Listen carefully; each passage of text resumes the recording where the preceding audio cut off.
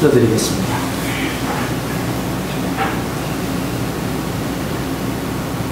하나님, 이 시간 우리가 주님께 찬양으로 영광 돌리게 하시고 또한 주님의 음성을 듣기 위해서 기도하게 하시고 또한 이제 주님의 거룩한 말씀 앞에 서게 하시니 감사드립니다. 우리의 마음의 문을 열고 주님의 음성으로 주님의 말씀으로 우리 심령을 가득 채우기를 원합니다. 주님의 말씀을 붙들고 이제 2014년 한 해 승리하는 한 해가 될 수 있도록 주님 이 시간 말씀하여 주시고 저희들이 그 말씀을 붙들게 하여 주옵소서. 예수님의 이름으로 기도드립니다. 아멘.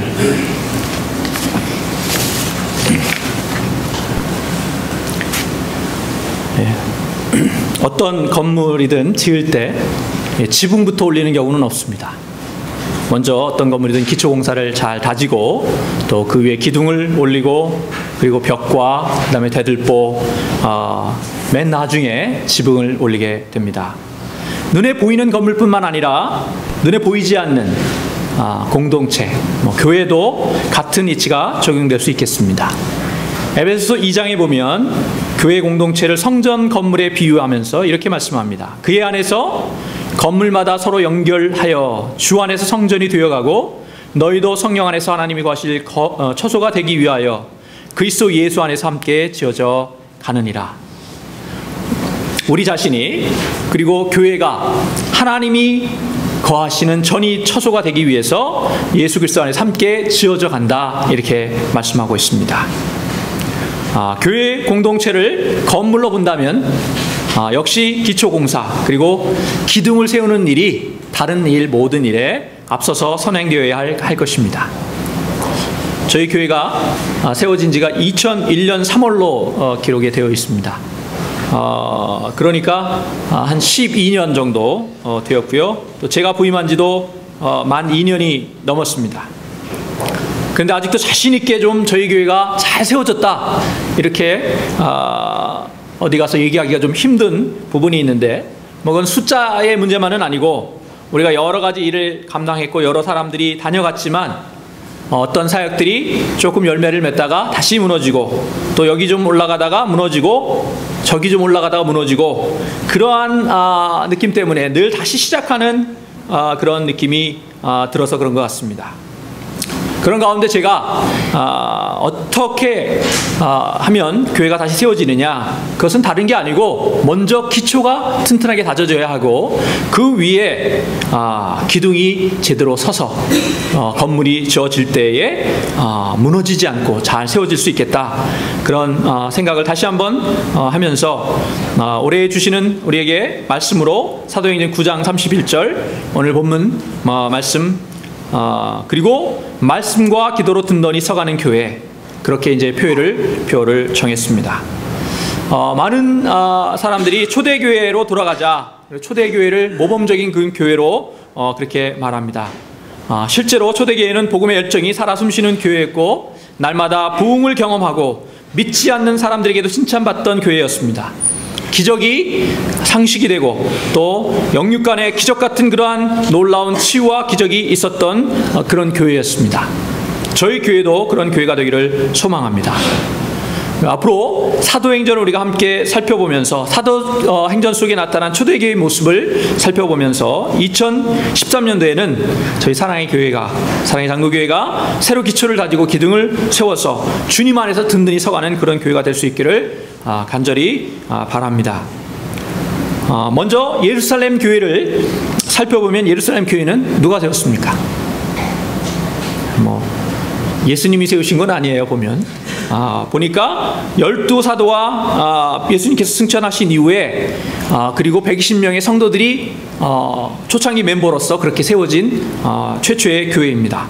사도행전 1장에 보면 마가의 날 앞에 모였던 120명의 성도들이 성령 강림을 체험하고 그리고 이제 담대히 주님의 말씀을 증거하는 가운데 사도행전 2장에 가서 보면 벌써 3,000명이 하루에 회심하는 그런 일도 있고, 사도행전 4장에 가면 남자의 수만 5,000명이 되었다, 놀라운 부흥을 그런 경험한 것을 보게 됩니다. 예루살렘 교회가 갑자기 이렇게 부흥하게 된 데에는 이 120명의 성도들, 무리들, 그리고 그래서 성령을 경험한 이들이 담대히 복음을 증거하기 시작한 데서부터 시작되었다는 것은 누구도 부인할 수 없습니다. 그런데 우리가 복음서와 사도행전을 비교해보면 똑같은 사람들이 나와요. 물론 사도행전 12장 이후로 보면은 이제 주로 바울이 등장을 하지만 그 이전까지는 복음서처럼 똑같이 같은 예수님의 12제자를 중심으로 한 예수님을 직접 따르던 그런 제자들이 주인공으로 등장을 합니다. 그런데 두 모습이 완전히 달라요. 그래서 저는 보면 우리 머리 심는 거 그런 선전, 그다음에 살 빼는 선전도 보면 비포 애프터 얘기를 하는데, 그것보다 더 분명하게 확실하게 달라지는 모습을 보여주는 것이 성령 체험을 한 성령 체험 이전의 제자들과 성령 체험 이후의 제자들이 완전히 똑같은 사람이라고 보기 어려울 정도로 그렇게 달라진 모습을 보게 됩니다. 실제로 복음서가 감사한 것은, 특별히 복음서에서 감사한 것은 이게 사도들과 사도들의 직계 제자들이 쓴 책임에도 불구하고 그 안에 자신들이 또 자신의 선생님들이 저지른 그런 실수들을 있는 그대로 기록하고 있다는 것입니다. 그래서 그들이 얼마나 모자란 사람들이었는지를 복음서를 보면 그대로 우리가 볼 수가 있습니다. 3년간 주님을 따라다니다가 마지막 이제 십자가를 지시기 위해서 예루살렘으로 올라가셔야겠다는 그 말씀을 하시는 그것을 듣고 제자들이 자리다툼을 하는 싸움을 벌였던 것을 우리가 기억합니다. 또 겟세마네 동산에서 이제 마지막 나를 위해서 좀 기도해 다오, 그렇게 주님께서 부탁을 하셨음에도 불구하고 3번이나 그들은 잠을 이겨내지 못하고 잠에 빠져든 것을 볼 수 있습니다. 목숨 걸고 주를 위해서 싸우겠다 큰 소리쳤던 제자들이 막상 주님께서 십자가에 달리시니까 모두 다 도망쳐 버렸습니다. 그리고 수제자 베드로는 3번이나 주님을 부인했습니다. 이러한 제자들을 바라보면서 이러한 제자들을 통해서 어떻게 교회 부흥을 또는 교회의 미래를 전혀 꿈꿀 수 있을 것 같지 않은 그런 사람들이었습니다. 그런데 사도행전에 딱 넘어가면 이들이 사도행전의 주인공이고요, 또 교회 부흥의 주인공이 되었습니다. 도대체 무슨 일이 일어났냐? 우리가 다 알다시피 마가의 다락방에서 성령 충만함을, 성령을 선물로 받았습니다. 성령 체험 이후에 제자들이 완전히 달라져서 딴 사람이 된 것입니다. 결국 성령 체험이, 그렇게 바라보면 성령 체험이 제자들을 완전히 바꿔놓은 힘이었고 부흥의 비결이었다, 이렇게 말할 수 있습니다. 사실 성령의 함께 하심이 없이는 그 어떤 부흥도 기대할 수 없고, 역사에도 보면 모든 교회의 성장과 부흥의 배후에는 성령의 감동함, 성령의 역사가 있었던 것을 우리가 알 수 있습니다. 저희 사랑의 장로교회도 또 우리 모든 성도가 예배를 통해서 정말 마가다락방에 역사하셨던 그 성령님, 제자들을 완전히 뒤바꿔 놓으시고 그들과 함께 하시고 그들을 세우셔서 교회를 일으켜 세우신, 교회의 놀라운 부흥을 허락하신 그 성령님을 덧입을 수 있기를 소원합니다. 우리 모두가 사모할 것은 다른 것이 아니고, 여러 가지 우리가 많은 것들을 하더라도 그 가운데서 먼저 하나님의 영, 하나님이 우리와 함께 하시기를 기도하고 그것을 위해서 우리가 모든 것을 쏟아 부어야 합니다. 2013년도에는 우리가 그렇게 하기를 원합니다. 성령님이 우리와 함께 하실 때 우리는 환경을 뛰어넘어서 부흥을 경험하고 승리를 누릴 수 있게 될 줄로 믿습니다. 이제 문제는 이제부터입니다. 성령이 우리가 받기를 바란다고 해서 누구에게나 다 주어지지는 않더라는 거예요.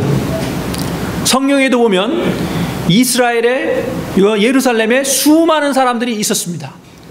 그럼에도 불구하고 그 중에서 마가의 다락방에 모여있던 이 120명의 성도들에게만 성령이 초기에 임했어요.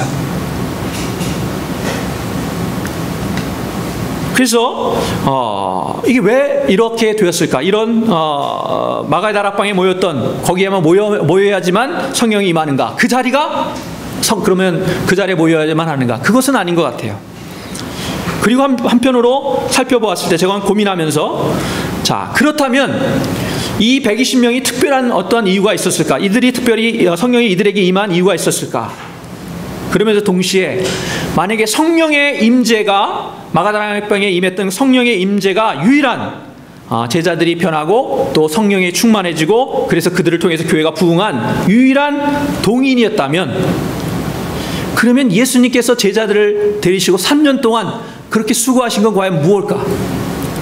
우리가 부인할 수 없는 것은 이 마가의 다락방에 성령이 임했던 것이 분명히 이 제자들이 달라지고 또 그리고 이들을 통해서 놀라운 교회 부흥이 일어났던 가장 중요한 이유에는 틀림이 없지만, 그렇다면 예수님께서 3년 동안 공생애를 통해서 제자들을 가리키시고 그들과 함께 하셨던 것은 그냥 덤일까? 고민해 봤어요. 사실 수만 명이 한때 예수님의 공생애는 어떻게 보면 이 땅에서 3년의 그 삶은 그렇게 성공적으로 보이지 않아요. 예수님 한때 뭐 수만 명이 따르고 그리고 예수님을 왕으로 삼으려고 한 적도 있지만, 막상 예수님께서 십자가를 지시고 돌아가시니까 모든 사람들이 흩어져 버렸어요. 제자들이 다 흩어졌어요. 예수님의 제자들도 각기 자신의 일터로 돌아갔습니다. 근데 부활하신 주님께서 그 주 가운데서 120명의 무리들을 불러 모으시고 그들과 함께 40일을 함께 하시다가 이제 승천하시면서 성령을 주시겠다고 약속하셨고, 또 그 약속을 기다리던 120명의 성도들이 성령을 체험하고 그래서 방언을 하고 병을 고치고 놀라운 이적을 행하면서 주님을 담대히 증거했습니다. 그리고 그것을 듣고 그리고 많은 이스라엘 사람들이 예수님을 못 박으라고 소리치던 그 무리들이 회개하고 주님을 믿게 되었다. 그래서 놀라운 부흥이 예루살렘 교회에 임했다. 이런 얘기인데, 여러분 그러면 과연 예수님께서 제자들과 함께 하셨던 그리고 정말 모든 것을 쏟아부으셨던 이 세상의 이 땅에서의 공생의 3년은 어떤 의미가 있을까요? 그냥 덤으로 주신 것으로 그렇게 보여지지는 않는다는 거예요. 굉장히 중요한 의미가 있을 텐데, 어떻게 보면 만약에 그 성령 충만이 가장 중요한 요인이었다면 어떻게 했겠습니까? 사역 초기에 제일 처음에 그냥 성령을 줘버리고 예수님의 사역을 훨씬 쉽게 하셨을 수 있을 것 같아요. 그런데 그러지 않으셨어요. 온갖 수고와 애를 쓰면서 정말 변하지 않을 것 같은 그 제자들 향해서 끊임없이 가르치고 일깨우시고, 그렇게 하신 후에 이제 마가의 다락방에 모였던 제자들에게 본인은 승천하시고 그리고 성령을 선물로 주셨던 것입니다. 저는 그 시간이 굉장히 값진 시간이었을 것이다, 꼭 필요한 시간이었을 것이다, 이러한 생각을 가지고 바라보면서 기도하다가 어떤 것을 깨닫게 되었냐면, 이 물리학의 임계점이라는 게 있습니다. 물리학의 임계점이 뭐냐면, 어떤 물질이 온도나 이 압력이 상승하거나 내려가는데 어느 지점 갈 때까지는 별로 그 변화가 크게 없어요. 그래서 뭐 그대로 크게 변하지 않는 것 같다가 어느 순간 갑자기 확 변화가 일어나서 완전히 다른 것으로 변화가 되는 그런 것을 critical point, 임계점이라고 합니다. 쉬운 예를 들면 물이 이게 1도 기압 1기압 100도에서 이제 끓기 시작하는데 그 전까지는 불이 열이 가해져도 큰 변화가 없어요. 온도는 좀 올라갈지 모르지만 100도가 될 때까지는 큰 변화가 없습니다. 그러다가 100도가 되는 순간 어떻게 됩니까? 모든 물은 액체에서 기체로 변하게 됩니다. 1기압 100도에서 물은 더 이상 액체로 존재할 수가 없어요. 그래서 1기압 100도가 되면 모든 액체의 물은 기체로 변하게 되는 것입니다. 이것을 이제 100도를 끓는 점이라고 부르고 1기압 100도에서의 이것을 물의 임계점이라고 얘기할 수 있습니다. 또 한 가지를 생각해 보면, 그 대나무 품종 중에 모소 대나무라는 게 있대요. 뭐 저는 뭐 나무들 이런 거 잘 모르니까 모르는데, 이 모소 대나무라는 것은 옮겨 심으면 처음 4년 동안은 겉으로 거의 변화가 없답니다. 뭐 크게 완전히 뭐 죽지도 않고 자라지도 않고 그대로 있대요. 한 4년 동안은. 그러다가 5년째가 되면 하루에 한 자, 30cm씩 자란답니다. 그래서 6주 만에 한 15m까지 아주 크게 자라는 그런 대나무인데, 그 겉으로 보기엔 전혀 자라지 않는 것 같은 그 4년 정도 동안에 무엇이 이루어지느냐? 위로 안 자라는 거지 밑으로 뿌리가 수십 미터를 내려간다는 거예요. 그래서 먼저 밑으로 4년 정도 동안 뿌리를 수십 미터 내린 후에 5년째 되었을 때 비로소 하루에 30cm씩 이렇게 자라게 된다는 것입니다. 그래서 이 인계천 이론과 모소 대나무 이 예를 보면서 예수님께서 제자들과 함께 했던 것이 바로 그런 것이었겠구나. 크게 이들이 달라지는 모습이 아닌 것 같았지만 그들과 함께 하시면서 그들에게 조금씩 열을 가하고 계셨고 그들에게 믿음의 뿌리를 조금씩 내릴 수 있도록 그렇게 하셨던 것이구나. 그런 깨달음을 얻게 되었습니다. 예수님께서 그 3년 동안 제자들을 부르셨고 그리고 그 중에서 12를 따로 세우셔서 말 그대로 동거동락을 하시면서 집중 교육시키셨는데 여러 가지 기도의 모범을 보이셨고요. 또 병자들 하나님의 말씀을 가르쳐 주시고 그 뜻을 어떻게 해석할지 또 어떻게 삶에 적응해야 될지를 가르쳐 주셨는데 그것을 통해서 주님이 하신 것은 궁극적으로 땅의 것을 바라보지 않고 위의 것을 바라볼 수 있도록 그렇게 하신 것이다. 주님 말씀처럼 먼저 그의 나라와 그의 의를 구하라 라는 말씀으로 그것을 하나님 나라를 바라볼 수 있는 그런 눈을 훈련시켜 주신 것이다. 이렇게 생각이 됩니다. 그러면서 제가 한 가지 또 그 책을 읽게 되었는데 지난 주간에 The Power of Habit이라는 책이고요. 습관의 힘이라는 책입니다. 지금 한국에서 굉장히 베스트셀러로 팔리고 있는 책입니다. 번역되어서. 근데 그 책의 저자 찰스 드윅이라는 사람이 뭐 습관에 대해서 수백 권의 논문과 책, 그 다음에 수백 명의 사람들, 그 중에 뭐 전문가들, 뇌 전문가, 그 다음에 사업가, 정치가, 운동수 이런 사람들을 인터뷰하고서 개인 행동의 대부분, 개인 행동뿐만 아니라 어떤 공동체나 어떤 집단의 행동의 대부분이 사실은 습관의 힘에 의해서 결정되고 움직여진다. 그런 결론을 내린 거예요. 물론 뭐 당연한 얘기 같은데 거기서 이제 한 가지 얘기하는 것 중에 하나가 습관을 버리기가 얼마나 어려운지 그 이유를 설명해요. 습관을 버리기가 어려운 이유를. 근데 그게 뭐냐면 우리 뇌가 어떤 일을 할 때 이게 매번 똑같은 에너지를 쏟고 노력을 기울여서 그걸 해야 된다면 쉽게 말하면 신발 하나를 신는데 매번 어느 쪽부터 신어야 될지 그리고 어디서부터 신어야 될지를 매번 그걸 아주 심각하게 생각하면서 그거를 해야 되면요 아침에 일어나서 오전이 되기 전에 우리 뇌가 다 지친다는 거예요. 그래서 뇌가 어떤 기능을 하느냐, 늘 일상적이고 반복되는 행동들은 뭐로 처리하느냐, 습관 프로그램을 가동한다는 거예요. 그래서 똑같은 일, 특별한 변수가 없이 똑같은 일이 진행될 때는 딱 습관으로 이게 바꾸면 뇌의 에너지가 굉장히 적게 소모가 된다는 것입니다. 그래서 다른 것에 그걸 쓸 수 있다는 거예요. 그런데 문제는 그렇게 형성된 습관이 한번 뇌의 프로그램이 되면 좀처럼 바뀌지 않는다는 거죠. 거의 바뀌지 않는다는 거예요. 그래서 우리들이 하는 행동의 대부분은 사실 우리가 의식적으로 하는 것 같지만 많은 경우 그거는 다 습관에 따라간다는 거예요. 자기도 모르게. 그리고 그게 한번 잘못되게 입력이 되면 뒤바꾸기가 굉장히 어렵다는 것입니다. 저는 그걸 보면서 개인도 그렇지만 교회도 마찬가지다. 한번 잘못된 습관, 그것이 공동체에서 이루어지는 습관을 우리가 문화라 그래요.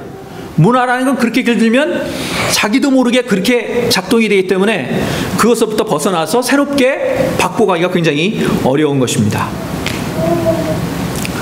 그래서 저는 그걸 보면서 주님께서 이 제자들이 땅만 바라보고 이 세상 것만 바라보던 그 습관을 바꾸시는데 하늘을 바라보고 하늘나라를 꿈꾸도록 바꾸시는데 3년이나 걸리셨구나. 그렇다면 우리들도 마찬가지겠다. 우리들도 이제 새로운 비전을 꿈꾸고 하늘나라를 바라보는 그쪽으로 우리 눈을 돌리는데 뭐 마음으로는 말로는 얼마든지 하지만 실제로 젖어든 잘못된 습관을 바꾸고 하나님 나라를 바라보는데 최소한 열심히 노력을 해도 주님처럼 정말 목숨을 걸고 가르쳐도 3년은 걸리겠다. 그런 생각이 들었습니다. 그리고 이 책에서 한 가지 또 얘기하는 것은 이게 한번 잘못된 습관은 없어지지는 않는데요. 제일 좋은 방법, 어떻게 보면 유일한 방법은 그 위에다 덮어 써야 된다는 거죠. 좋은 습관으로 덮어 쓸 때 옛날 습관들이 약해지고 이게 점점 강해지면 좋은 습관으로 바뀌게 된다는 것입니다. 물론 끊임없이 그 나쁜 습관들은 계속 영향력을 발휘한다는 거예요. 어떤 계기가 되면 다시 돌아와요. 예수님의 제자들이 그렇게 좌충우돌했던 것은 한번 깊이 뿌리 잡혔던 나쁜 습관들이 예수님의 말씀을 통해서 조금씩 변하는 것 같다가도 어느 순간에 되돌아간 것이죠.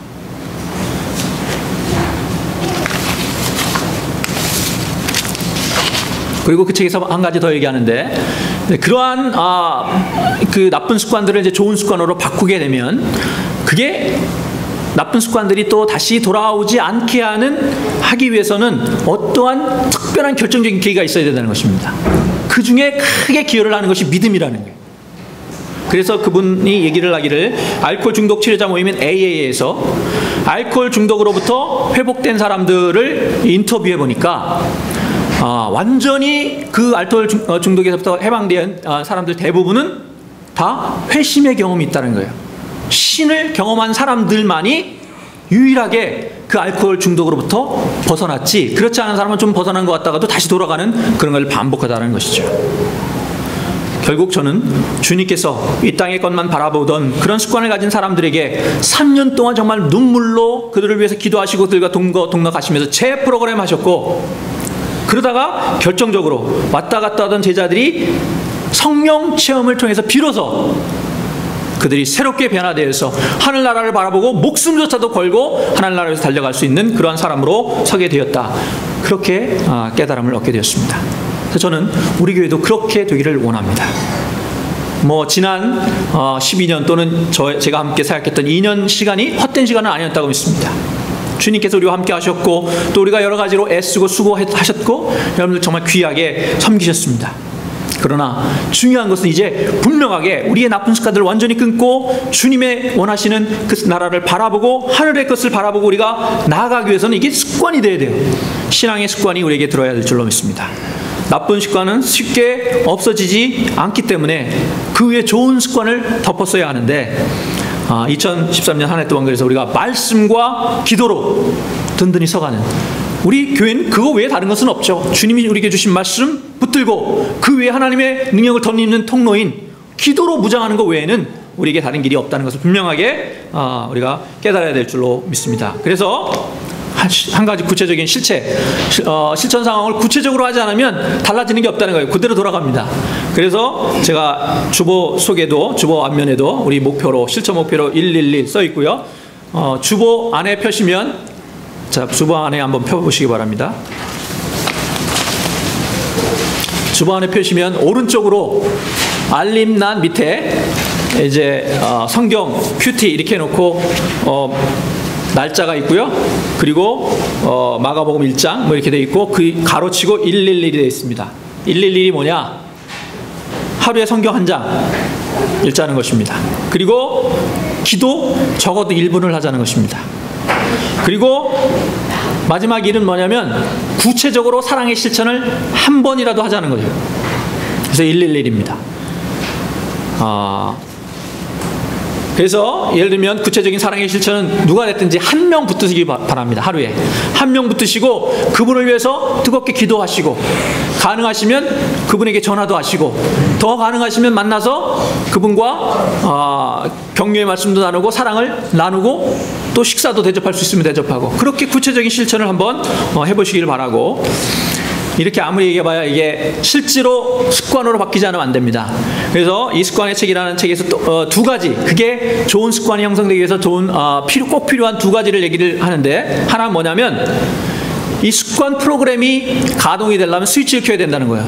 스위치가 있다는 거예요. 어떤 습관이든지 내가 이제 뇌가 쉬려면 이제 시작되었구나라는 스위치를 켜주는 그게 있다는 거예요, 항상. 그래서 좋은 습관도 마찬가지로 스위치를 켜는 게 필요한데, 예를 들면 이렇습니다. 저는 앞으로 이제 그렇게 해보려고 그러는데, 아침 7시에 딱 알람 시계를 맞춰놓고, 그 시계가 딱 울리는 그 시간에 무조건 놓고 성경을 보는 거죠. 그리고 1분 기도하는 겁니다. 그거를 매일매일 하면 처음에는 의지로 해야 됩니다. 의지로 열심히 노력해야 되는데, 나중이 되면 나도 모르게 이게 습관이 돼서 벨이 딱 7시 이 알람이 울리면 나도 모르게 그렇게 된다는 거예요. 이게 신앙의 습관이에요. 우리 아이들에게도 그런 습관을 길러줄 필요가 있습니다. 좋은 습관. 그래서 함께 모여서 같이 보면 더 좋죠. 그러면서 두 번째가 뭐냐면 그런 스위치를 켜주는 게 그게 뭐가 됐든지 좋아요. 알람이 될 수도 있겠고 또는 다른 무엇이 돼도 좋습니다. 또 하나는 반드시 그것이 계속 습관으로 굳어지려면 보상이 주어져야 되는 거예요. 보상이. 근데 그 보상이 뭐 물질적인 보상일 수도 있지만 굉장히 효과적이고 지속적인 보상이 되려면 스스로에게 주는 칭찬과 격려가 중요하다는 거예요. 그래서 내가 그것을 해냈을 때 정말 너 잘했다, 대단하다, 오늘도 해냈구나, 이러한 칭찬과 격려를 주는 것이 굉장히 필요합니다. 저희는 거기에다가 플러스 여러분들에게 보상을 드리기 위해서 가능하면 특별히 토요일 날에는 7시부터 9시까지 저희가 이렇게 7시에서 8시까지 저희가 아침 기도회를 하는데 7시부터 9시 사이에 여러분 가능하면 그거를 하시기 바랍니다. 하실 때. 그러면 우리가 그 시간에는 다 같이 기도로 또 말씀 묵상으로 만나는 시간이에요. 그래서 가능하다면 그래서 함께 그 시간에 우리가 마음을 모아서 그렇게 하는 것으로 하면 좋겠습니다. 그리고 그 주보에 참가하셔서 하신 거를 스스로 동그라미를 치세요. 예를 들면 성경 한 장 읽었고 1분 기도하셨으면 동그라미를 치시고 또 사랑의 실천을 구체적으로 하나 하셨으면 동그라미를 치세요. 직접 이렇게 하는 것이 뭐 유치하다고 생각할지 모르지만 우리 뇌가 그렇게 유치하다는 거예요. 그렇게 유치해야 기억하고 그걸 꾸준히 지켜간다는 거예요. 안 그러면 작심삼일 여러분.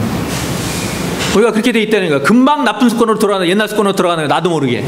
그래서 의도적으로 이렇게 해서 습관이 붙을 때까지 다들 그렇게 하셔서 정말 땅의 것만 바라보는 것이 아니고 하늘을 바라보고 하나님의 말씀으로 우리 하루를 승리하고 하루를 우리 1년을 그렇게 맺고 갈 수 있으면 좋겠습니다. 이제 2013년 한 해 동안 저희 교회가 말씀과 기도의 기초와 기둥을 바로 세워서 정말 주님 안에 든든히 세워져가는 교회가 될 수 있기를 주님의 이름으로 축원합니다. 기도드리겠습니다.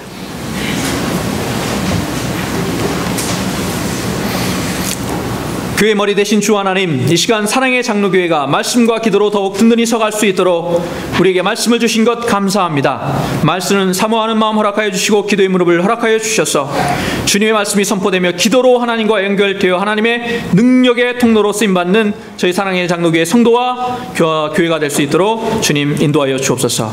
예수님의 이름으로 기도드립니다. 아멘.